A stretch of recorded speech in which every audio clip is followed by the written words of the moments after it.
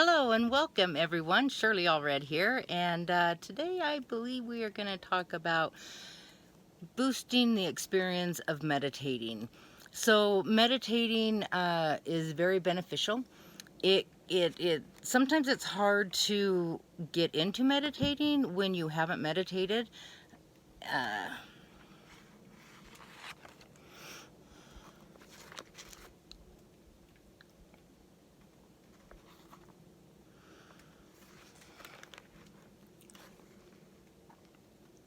Hello and welcome everyone. Shirley Allred here. It is a pleasure to be here. It's a nice sunny day. It's beautiful, and so you might hear a plane go by.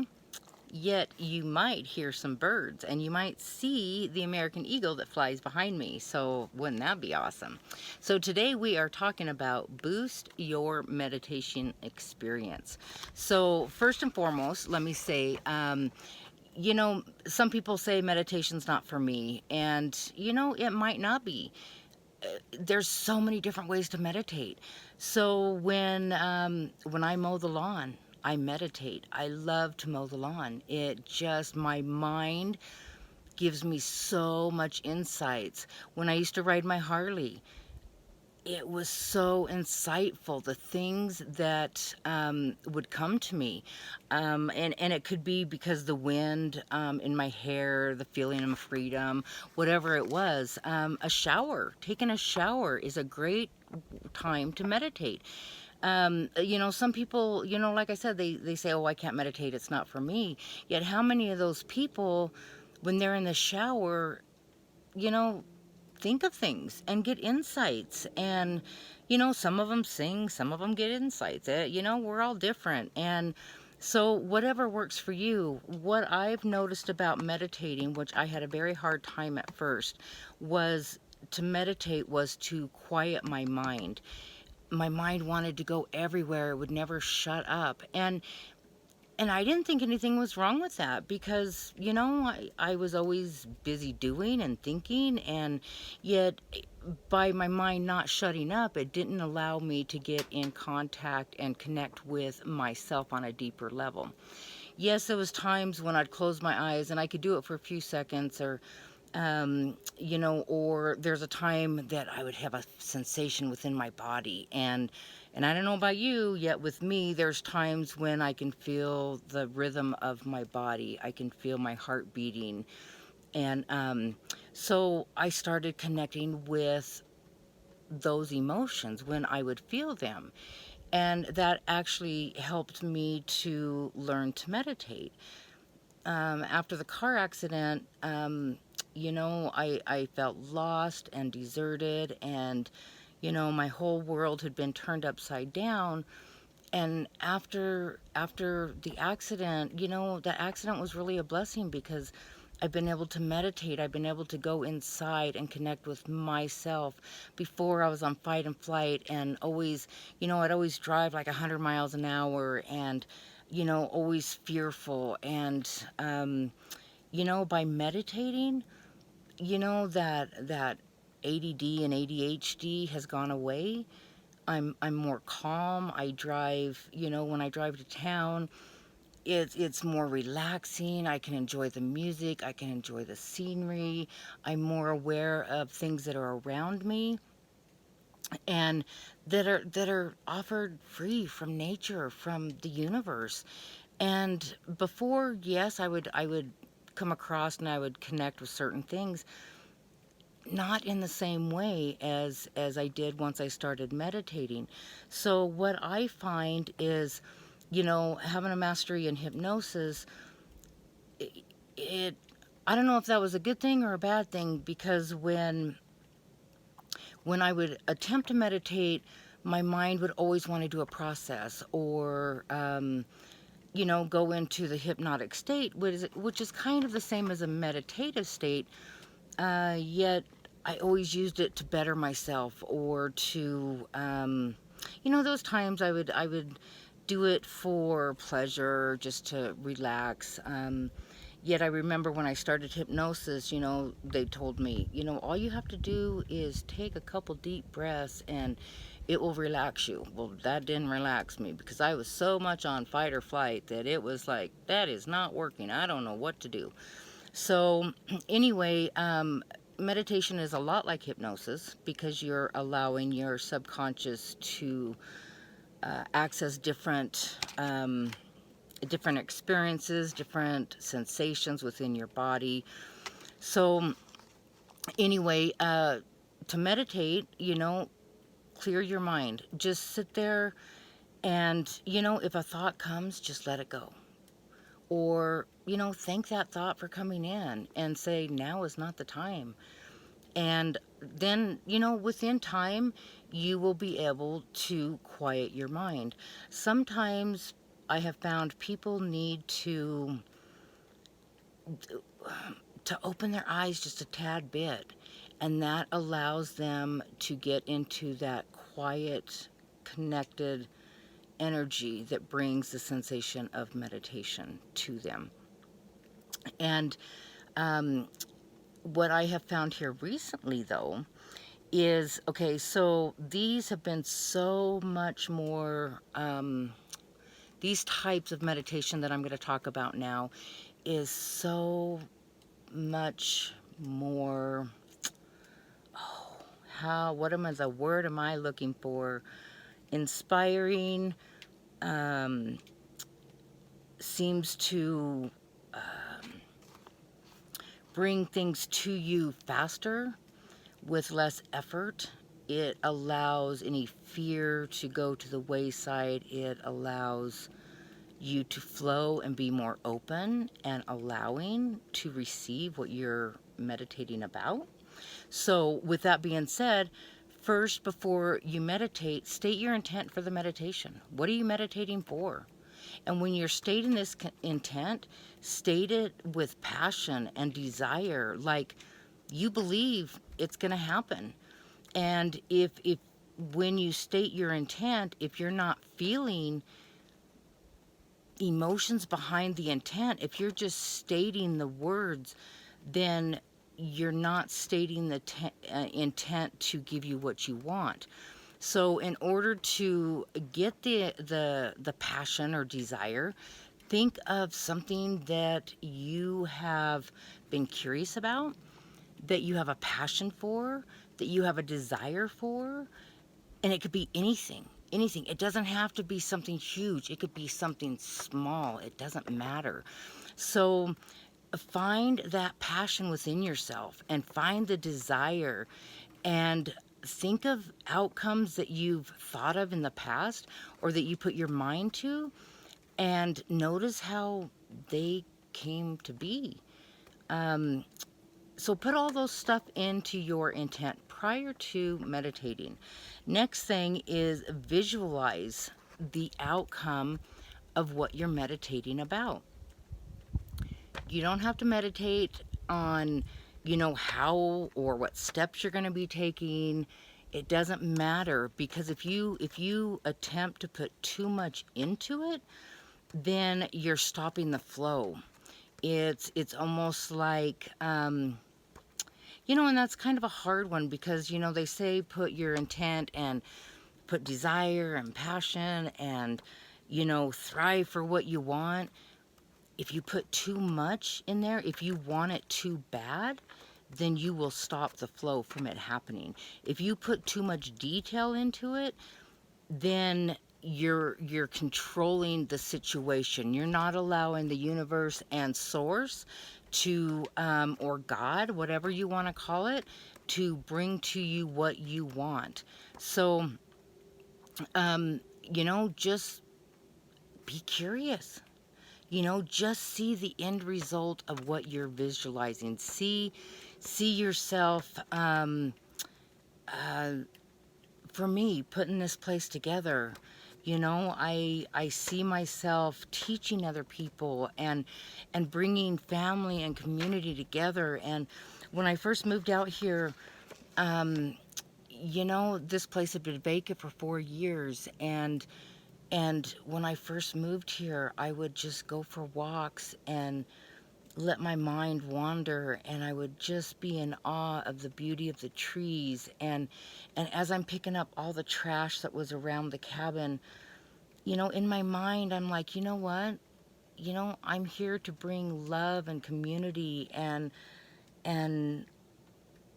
family back together, so that this land can come alive again and can feel that love and appreciation for life and the laughter that the people bring. And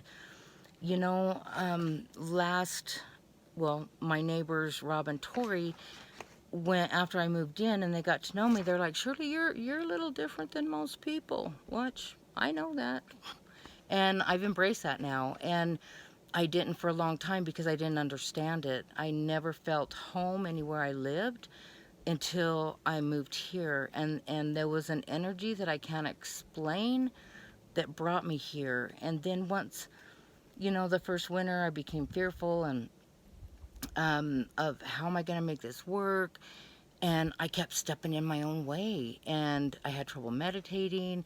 And back to my neighbors, as you can see, it's like squirrel. Okay, so anyway, my neighbors, did say I was a little different than most people, and that's fine. And now we laugh about it because, I'm like, I'm just like cheap entertainment. You never know what's going to come out of my mouth. I don't know what's going to come out of my mouth. Yet look at all the laughs we have. Look at all the at first Tori would say, Rob, why don't you go help Shirley over there do this? And I'm like, no, he's your husband. Keep him over there. I just want to be by myself. And the amazing thing is Rob called me last week, and because he does help me with things, and I go over there and help him with things. And Tori just simply just sits there and colors, and that's awesome. That's so awesome. It's awesome that she trusts me and she trusts her husband. And when we when we put things together and we're at the very end and we're struggling, and we'll call Tori and we're like, Tori, can you come and help us? And then good old Tori, she'll get the instructions out and she'll say, well, right here it says this. Did you guys do that? And Rob and I look at each other and we're like, no. So she kind of puts us back in place as far as, she reads the instructions. We look at the pictures. Yet I look at Rob, and he called me last week to check on me, and they'll be up in a couple weeks. And, they have taught me so much. They have taught me gratitude and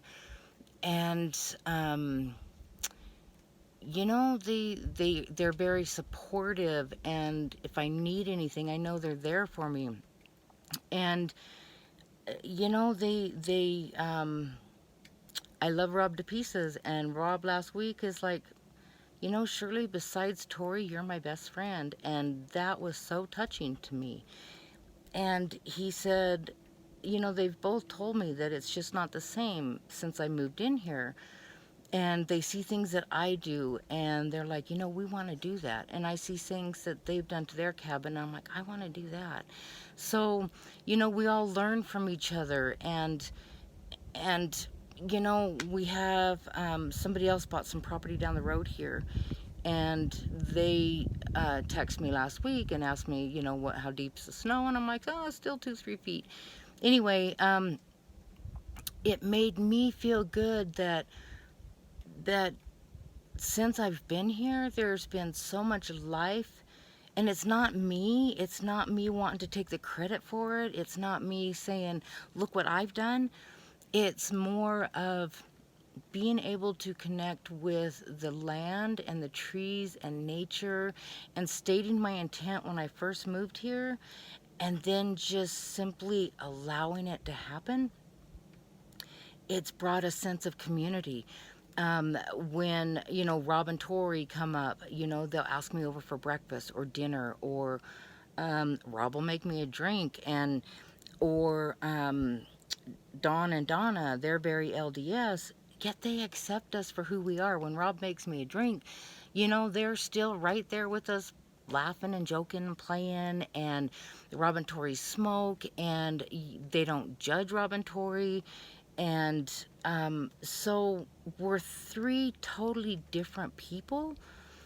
We all come from three totally different backgrounds, yet this land has brought us together, and we get together. Don and Donna didn't buy their property till the end of last summer, and we started having barbecues together, and we do things for each other, and it's just awesome. It's just so awesome. I just can't express it. Didn't mean to get off on that tangents, but it just made me realize that it just helped me myself, because I stated my intent when I moved here, and then I let it go. I just let it go. And then last summer, the awareness came to me. Oh my gosh, what you asked for has come true. And so that was my point of this long story. So anyway, visualize the outcome, not the steps taking to get there. Also, what I found is we are vibrational people. We are energy. We have some people are like, oh my God, she has so much energy, or God, you seem kind of low, or you'll even say yourself, God, I just have no energy today. So we are energy beings. And I'm sure you've heard of, and if you haven't, by subliminal messages that commercials give us, that movies give us, that we watch. It's through sound. There's meditations that you can do on YouTube, or hypnotic things, or whatever you want to do that bring music into it.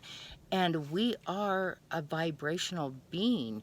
And so what I found is once I've quieted my mind, then once I get to that point and I've quieted my mind and I've allowed my body to re-energize and feel with the energy from my spine up to the top of my head, then I begin to verbalize the meditation. And I believe by verbalizing the meditation, it expels the vibration of our voice. It lets it out of our body. It's one thing to think and go within to think. It's another thing to verbalize it. And I've also noticed that by verbalizing it, that it has also assisted the healing of the thyroid that I had issues with. Um, the thyroid is all about speaking your truth and being okay with who you are, and so I didn't express myself, or when I did, I would judge myself, or people would call me voodoo, or they would call me names, and that made me just go inside more and be quiet and not express.